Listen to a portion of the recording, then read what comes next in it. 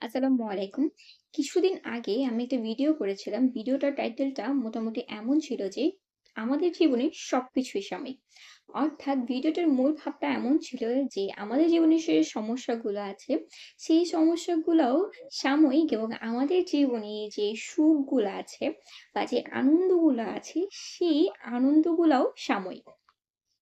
তো এই ভিডিওটা দেখে আমার এক ভিউয়ার্স আমাকে ফেসবুক পেজে মেসেজ করে, আপনি তো খুব সহজ করে বলে দিলেন যে আমাদের জীবনে সবকিছুই সাময়িক। অর্থাৎ আমাদের জীবনে যেমন সুখটা আছে ঠিক তেমনি আমাদের জীবনে দুঃখটাও আছে। তবে আমি গত কয়েক বছর ধরে আমি আমার জীবনে শুধু দুঃখের সন্ধানই পেয়েছি। আমার জীবনে আমি কোনো সুখের সন্ধান পাইনি। আমার জীবনে কিভাবে সবকিছু সাময়িক। আমি তার এই ভিডিওটা দেখে বা আমি তার এই মেসেজটা দেখে খুবই অবাক হলাম এবং তাকে রিপ্লাই করলাম, আপনার জীবনে কি কি সমস্যা আছে? গত কয়েক বছর ধরে আপনি বললেন আপনার জীবনে প্রচন্ড সমস্যার সম্মুখীন হচ্ছেন।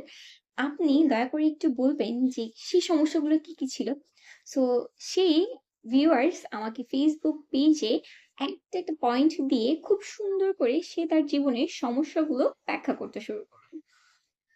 তো তার সেই সমস্যাগুলো দেখে আমি তাকে বললাম, "এগুলো তো আপনার জীবনে একটা মাত্র পার্ট। এছাড়া আপনার জীবনে আর যে পার্ট গুলো আছে, আপনি কি সে পার্ট গুলো আমার সাথে শেয়ার করতে পারবেন?" তারপর তার দেওয়া তার জীবনের প্রচন্ড সমস্যায় সেই লিস্টটাকে এবং তার দেওয়া সাধারণ যে লিস্টটা সে মনে করত, সে ২ টো লিস্টকে আমি একসাথে করে তাকে দিলাম। এবং তাকে বললাম, "আপনার জীবনে প্রচন্ড সমস্যার পাশাপাশি বেশ কিছু সুখও ছিল। তবে দুর্ভাগ্য আপনি আপনার জীবনের সমস্যাগুলোতে এতই বেশি ফোকাস দিয়েছেন, যার কারণে সাময়িক কিছু সময়ের জন্য যে সুখগুলো আপনার জীবনে এসেছে, সেই সুখগুলাকে আপনি উপভোগ করতে পারেন।" তার সেই লিস্টগুলা থেকে আমি বেশ কিছু পয়েন্ট তাকে বোল্ড করে দিলাম এবং তাকে বললাম, "এই সময়গুলাকে তে আপনি কি আপনার জীবনে অল্প কিছু সময়ের জন্য হোক ৫ মিনিট, হোক ১০ মিনিট, হোক ১ দিন বিন্দুমাত্র সুখ অনুভব করেননি?" সো সে খুব সততার সাথে উত্তর দিল যে, "হ্যাঁ, আমি এই মোমেন্টস গুলাতে আমি আমার জীবনে প্রচন্ড সুখ অনুভব করছি।" তারপর আমি তাকে বললাম, "এটাই আপনার জীবনে সে সাময়িক সুখের একটা দিন বা এটি আপনার জীবনে সে সাময়িক সুখের কিছু সময়।